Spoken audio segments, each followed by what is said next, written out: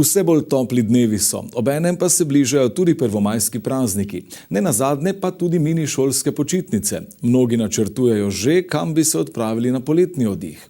Nekaj idej smo zbrali za tiste, ki se še niste odločili.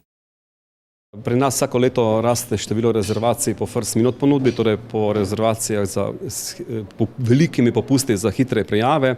To pa verjetno tudi zaradi tega, ker vemo, da ima tako Hrvaška kakor Slovenija omejeno število kapacitet, ki se potem glavne poletne sezone izredno hitro razprodane, torej tudi Portorož, Istra, Kvarner, julij in pa avgust so te kapacitete zelo hitro razprodane, tako da opažamo, da raste ta trend, da se prej gosti prijavijo za počitnice v obalah, predvsem v hrvaški obali.